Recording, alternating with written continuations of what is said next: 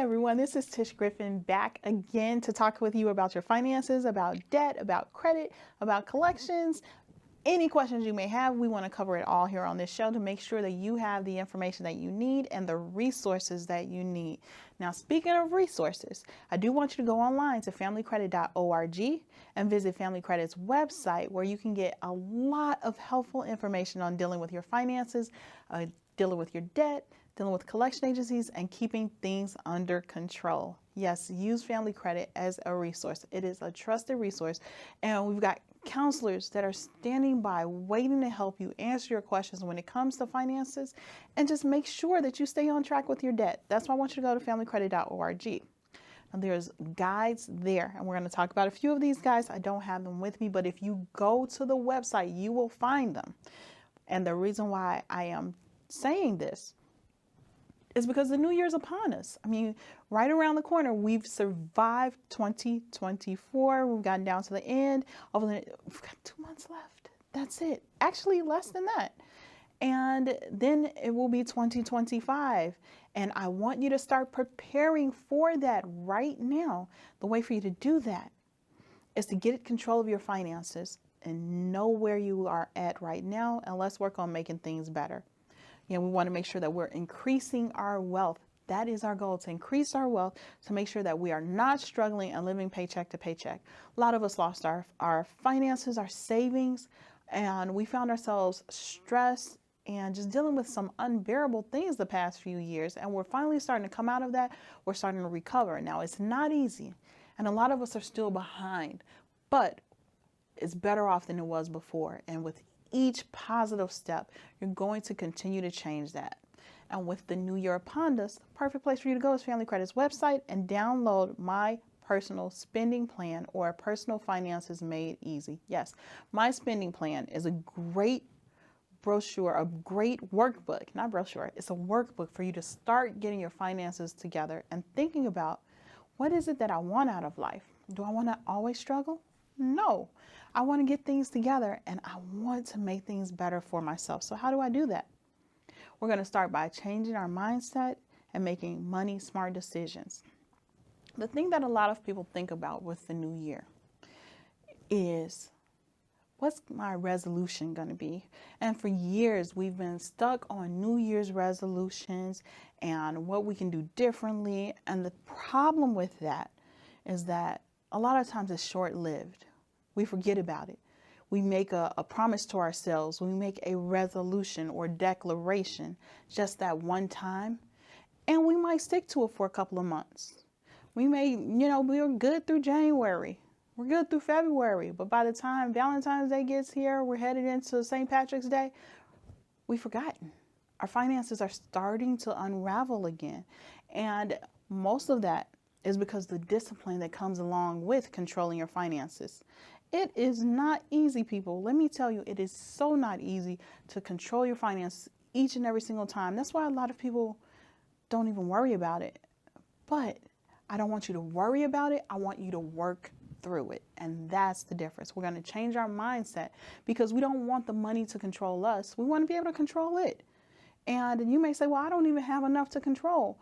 But it's recognizing that first. It starts with the mindset, thinking about, what does money actually mean to me?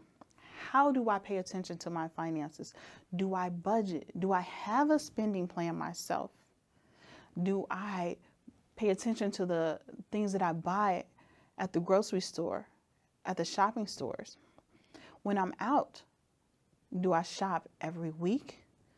Do I shop once a month? What's my habits like? So these are things that we have to start thinking about so that we can be conscious of our own spending.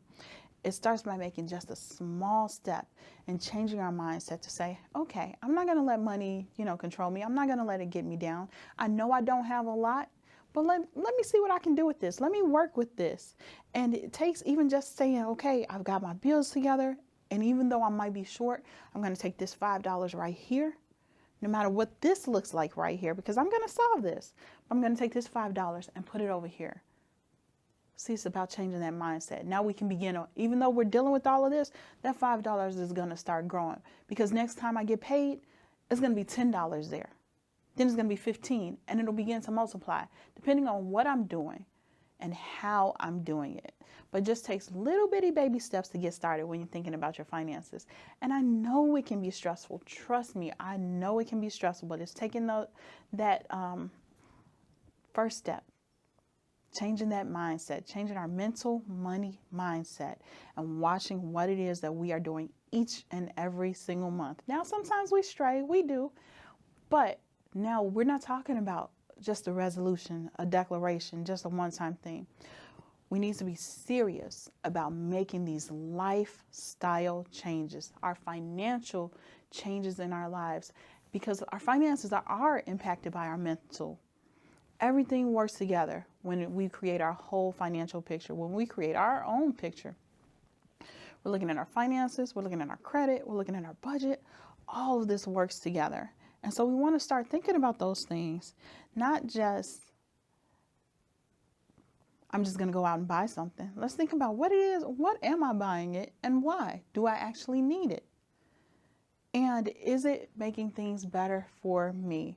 So this is part of what we want to think about when we're getting ready and preparing for the next year. We want to make sure that we've got our budget together. We want to make sure that we have looked at our credit report. And I know we talk about credit a lot because that is the foundation of everything. A lot of times we say, I don't want to look at my credit. I don't want to see what's there. I know I can't do it. I have bad credit. I've seen so many people say, I have bad credit and there's nothing I can do about it. But guess what? With that attitude, you probably won't do a whole lot. Again, we need to change that mental money mindset and work on what can we do? What can we control to make things better for ourselves? First step is just looking at that credit report. We've got all this information readily available. Let's begin to use it, people. First thing, go get that credit report. Annualcreditreport.com is the best place to go for your credit report. Annualcreditreport.com. Look online. And you may say, there's so many websites out there that offer credit. I want to make sure I'm getting the right thing. When you're going through annualcreditreport.com, it will direct you to the other credit bureaus to get reports from each one of the credit bureaus. There are 3 credit bureaus that we use most, which are Equifax, Experian, and TransUnion. Now, I'm telling you their names because guess what? There's lots of different bureaus that are out there that are credit reporting agencies. There are other reports out there, but the ones I want you to focus on, no matter what you may come across, your TransUnion, Experian, and Equifax. Those are the 3 that determine what you can actually get. And so you want to make sure that that information is as accurate as possible. So right now, end of the year, sometimes I say when you pull your credit reports, let's stagger them out throughout the year. But now we're at the end of the year. We want to find out what information is there. Let's get them all and let's begin to look at them. If you need help going through your credit report, you can reach out to a counselor at familycredit.org and they can go over that report with you and help you to understand what it is you owe, what's all being reported, who you should tackle and pay back first, if the information is correct, and how long it's going to stay there, because you want to know how long this information is going to affect you. And just to give you a brief synopsis, again, our credit report, that actual report, not talking about the score, the actual report stays with you for years. That report follows you. All negative information, will stay on there for at least 10 years or so, up to 10 years. But all positive information could stay indefinitely. And sometimes some accounts are so good, they know that they're going to be paid. The creditor is reporting the information. Sometimes they might even skip reporting because that information has not changed, because that account is still open, it's in good standing, and the only thing that they're reporting is that you make your payments each and every single month. But that negative information, those derogatory information that's there, from the moment something goes bad, keep in mind that your creditor can charge off an account, and we'll touch on that in a second. With charged off accounts, they can stay on your credit report up to 7 years from the date that it went bad. That's right, from your date of original delinquency, you have 7 years for that account to affect you. So that's why we want to look at your report now to see what you're getting yourself into next year. We definitely want to pull that report and start going through it.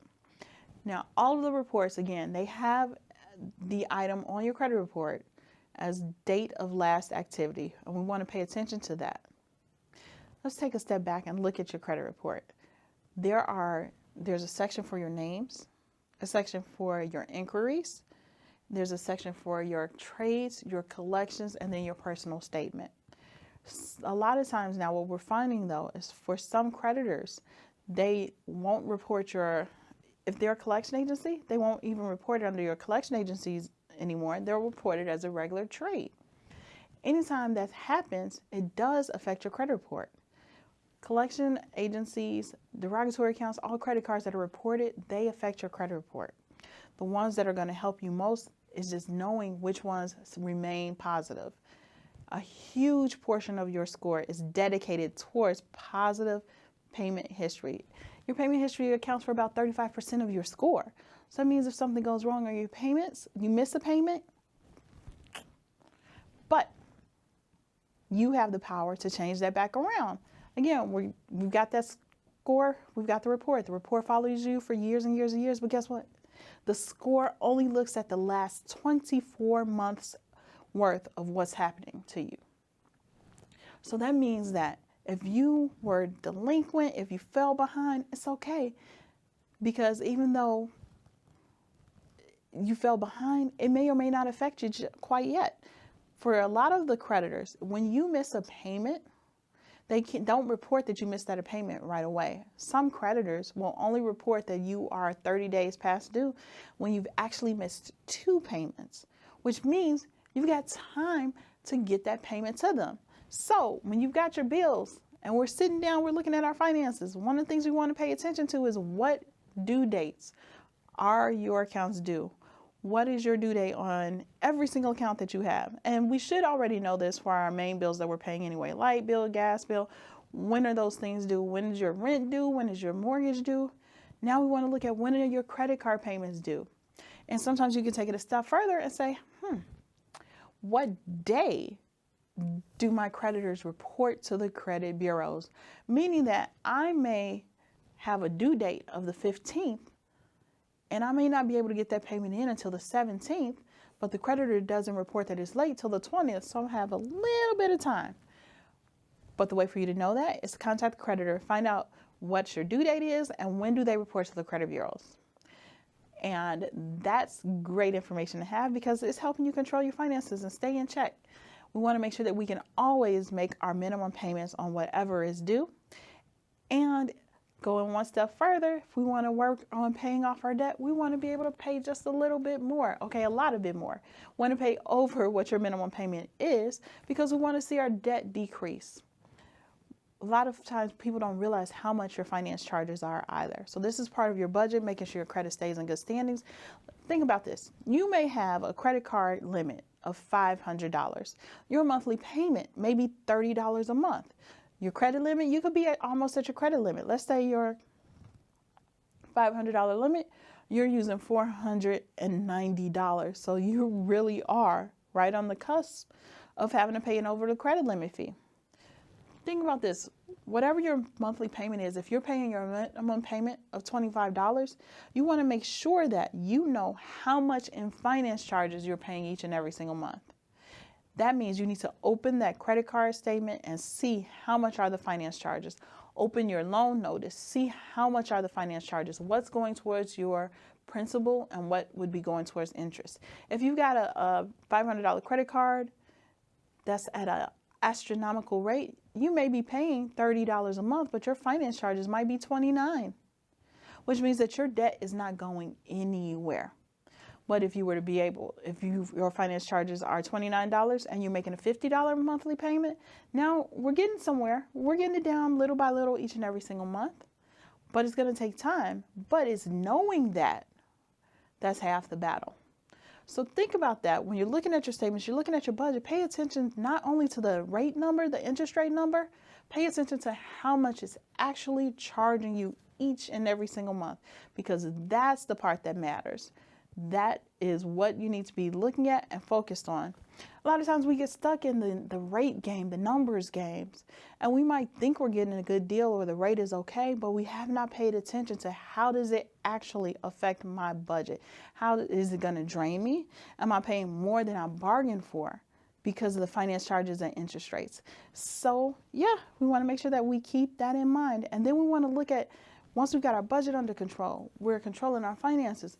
Guess what? Let's look at this credit report and see if there are any collection agencies on here. A lot of people don't realize dealing with collection agencies is a lot easier than it used to be. Back in the day, collection agencies would harass you. They would send you threatening letters. They would call you.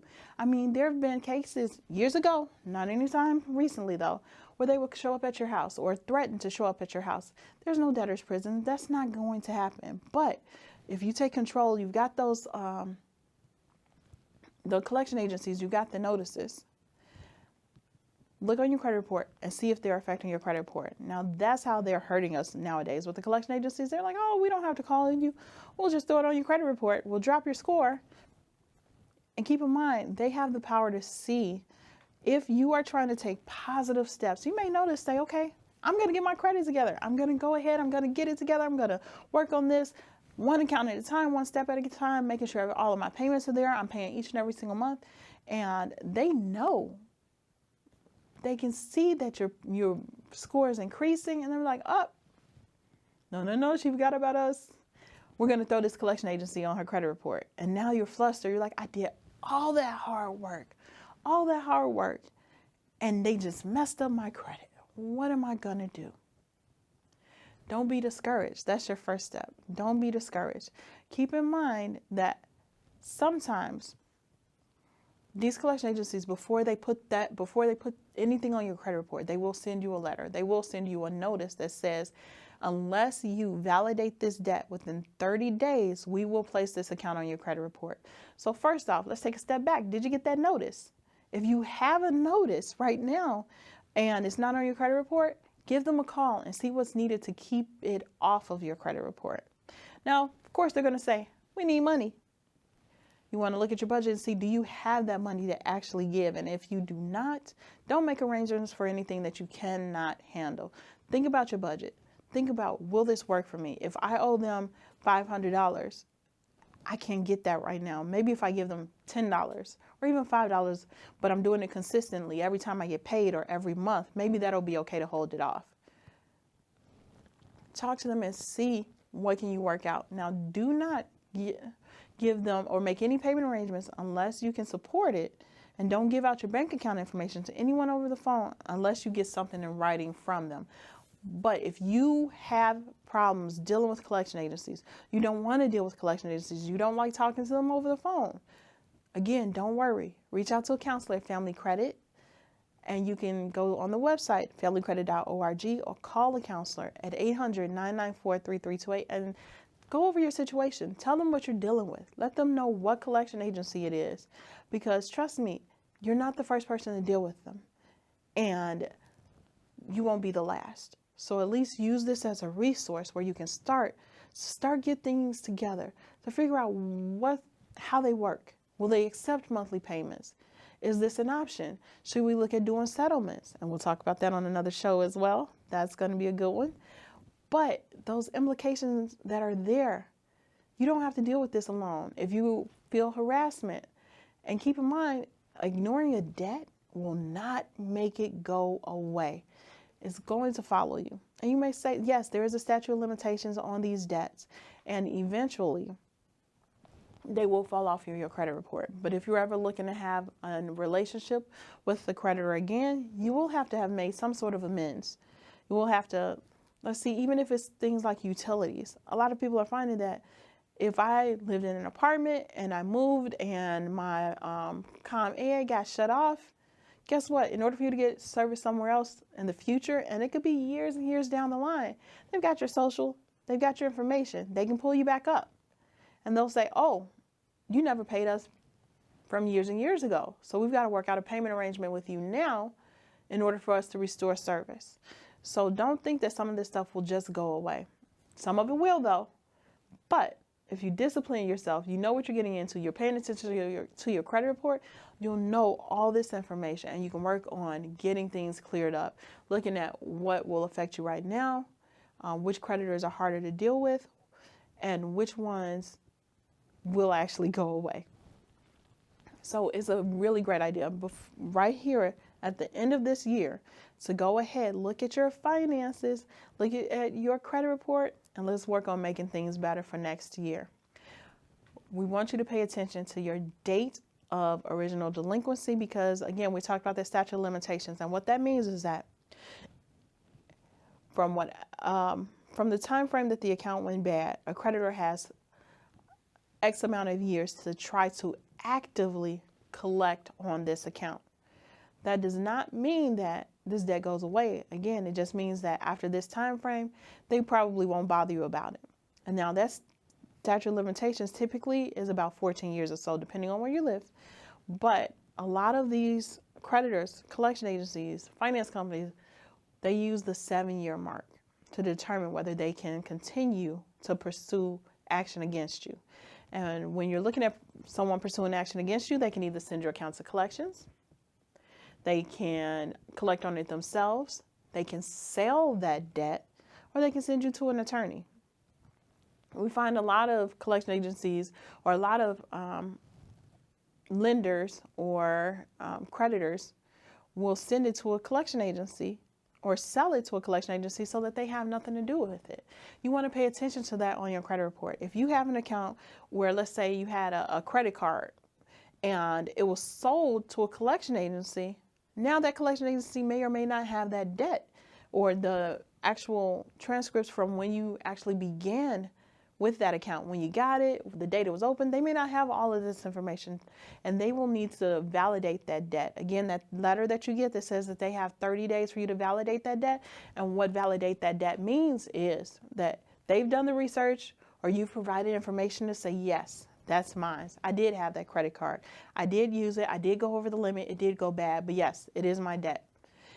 Now, if you can also challenge it and say, that's not mine. You need to validate that debt. And what they will do is do their research, go back through everything, try and contact the original creditors, whatever they were given, to figure out whether it was you or not. And if they cannot find out any information, if they don't have the original creditors' information and all of that, then what they have to do is take that debt off of your credit report because they cannot validate that it was actually you, it was actually your account. And a lot of times we see that with credit reports get mixed up. So there's different reasons why they might not be able to validate it, but you can use that towards your advantage by going ahead and saying, hey, yes, I see that you've got this debt. Please validate it for me. It kind of buys you a little bit more time and it allows you to work out arrangements on your end to see what you can do if it's actually your debt. Because once the debt is validated, either they're going to say, yes, it's yours or no, it's not, or they can't find any information. So if they come back, most of the time people come back and say, yes, that was your debt. Here's your credit card. Here's that agreement that you signed when you first got this account. Here it is. Now you still owe them. See what I mean? So validating the debt does not make it go away. You want to sit down and see, okay, now what can I do about it? Can I work out payment arrangements? Can we look at a settlement offer? What can I do to get this taken care of? And again, going into the new year, you may say, well, all I can do is a little bit. And keep in mind that little bit may go a long ways. And we'll talk about settlement offers again on another show. So I just want to make sure that you know and you're thinking strategically about how to make your finances better, because the next thing we want to see you do is to be able to save. And if you're paying off old bills, if you're paying off collection agencies, if you're paying off old notices, still trying to dig out from under this and get out from under this, you're not able to save. So sometimes we want to turn our focus away from that and begin to see, what can I do to build wealth?